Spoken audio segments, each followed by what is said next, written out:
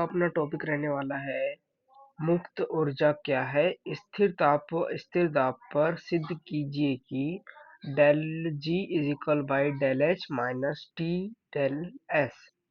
इसको अपने को सिद्ध कर देना है। तो इसके देख लेते हैं हम।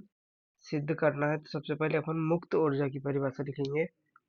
मुक्त ऊर्जा किसी तंत्र किसी तंत्र की मुक्त ऊर्जा किसी प्रक्रम के दौरान तंत्र को उत्पन्न सॉरी उपलब्ध होने वाली ऊष्मा की वह अधिकतम मात्रा होती है जिसे उपयोगिक कार्य करने के लिए प्रयुक्त किया जा सकता है। इसे जी से व्यक्त किया जा सकता है, कैपिटल जी से व्यक्त किया जाता है। या इसकी एक परिभाषा और हो जाती है। इसको यदि लंबी लग रही होगी तो ये वाली भी पढ़ सकते हैं। यदि यदि किसी निकाय में उपयोगी कार्य करने की क्षमता के बारे में जानकारी प्रदान कराती है तो मुक्त ऊर्जा कहलाती है। इसको अपन दो परिभाषा के रूप में ज्ञात कर सकते हैं। आपको जो इजी लगे वो आप याद कर सकते हैं। अब इसके बाद देख लेते हैं अपन डेरिवेशन इसका जो होने वाला है। मुक्त ऊर्जा का जो अपन ने ये सिद्ध करना है अपने को, del G is equal by del H minus T del S. इसको अपने को सिद्ध करना है। तो ये भी अपन देख लेते हैं इसके बाद। तो सबसे पहले अपन को क्या क्या देना दिखाना पड़ेगा वो देख लेते हैं। गणित के रूप में ऊर्जा मुक्त ऊर्जा को जी से व्यक्त करेंगे, कैपिटल जी से। तथा एंथैल्पी को एच से व्यक्त किया जाता है। तथा एंट्रोपी से एच से व्यक्त किया जाता है। तथा तथा गिब्स हेल्प्स गिब्स हेल्म होट्स को निम्न प्रकार से व्यक्त किया जाता है। यानी कि जो समीकरण है आया है इसे ये इसको गिब्स हेल्म होट्स का समीकरण भी कहा जाता है। तो ये बहुत ही इम्पोर्टेंट रहने वाला है आज के लिए। तो इसको देख लेते हैं अब इसका व्यंजक या डेरिवेशन। अब सॉल्व करते हैं इसको भी। अब जी अपने को ये दिया हुआ है, मतलब इसको अपने को पता है, तो इसको समीकरण नंबर एक दे देते हैं। समीकरण नंबर एक दे दिए इसको नाम, समीकरण नंबर एक। अब हम जानते हैं, क्या जानते हैं, H is equal why you plus P V, ये अपने को पता है। तो यह समीकरण नंबर एक में इसका मान रख देंगे। समीकरण नंबर एक में इसका मान रख देंगे तो समीकरण नंबर एक में मान रखेंगे तो ये हो जाएगा जी बराबर यू प्लस पी वी। यानी कि एच के स्थान पर अपने को सिर्फ यू प्लस पी वी रख देना है। तो ये हो जाएगा जी बराबर you plus P V minus D S. अब इसको अपन मुक्त ऊर्जा में परिवर्तन लिखेंगे, या इसको आप कह सकते हैं क्या कि इसका अवकलन करने पर, दोनों चीज लिखेंगे तो सही ही आएगा।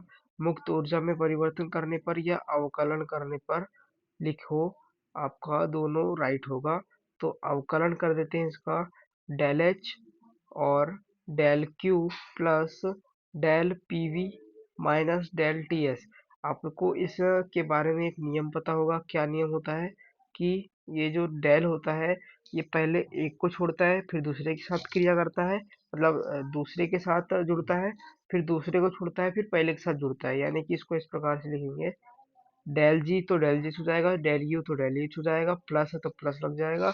अब क्या बोला था कि पहले वाले को छोड़ता है डेल और आखिरी वाले के साथ लग जाता है। यानी कि पहले वाले को छोड़ दिया फिर आखिरी वाले के साथ लग गया, फिर जो निशान लगेगा बाजू में चिन्ह, वो चिन्ह लगा देंगे। उसके बाद वाले को छोड़ेगा, यानी कि वी को छोड़ दिया यहाँ पे, और पहले वाले को पकड़ेगा। ऐसा होता है ये अवकलन के सूत्र। यदि आपको याद होंगे तो ट्रिक की कोई जरूरत नहीं है, और नहीं है तो ये ट्रिक आपको काम देगी। किस प्रकार से, जिससे मैंने बोला। तो पहले वाले को छोड़ेगा इसमें भी, तो डेल टी डेल या T del S plus plus ये हो जाएगा अपना। ठीक है। अब इसके आगे क्या करना पड़ेगा अपने को, इसको प्लस माइनस के रूप में करना पड़ेगा। तो del G is equal by del U plus P del V plus V del V minus T del S minus S del T. इसको अपने को लिख देंगे। और चाहो तो आप इसको समीकरण नंबर दो दे सकते हो, चाहो तो, यदि आपको समझने के लिए करना चाहे। और अपने को क्वेश्चन में ही गिवन है कि प्रक्रम निश्चित ताप व निश्चित दाब पर संपन्न होता है।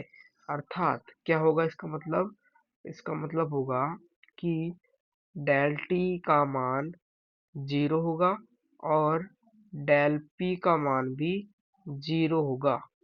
इसका मतलब ये होगा। देख लेते हैं इसको। अब इस वाले समीकरण जो है इस पे मान रखेंगे अपना, जो जो मैंने बोला, क्या डेल टी का मान और डेल पी का मान, दोनों का मान 0 रख देंगे तो ये आ जाएगा। इसको सॉल्व करेंगे, 0 से 0 का गुणा होगा तो 0 ही होगा। अब G del G is equal by P del V या del U plus P del V minus जो हो जाएगा अपना टी डेल एस।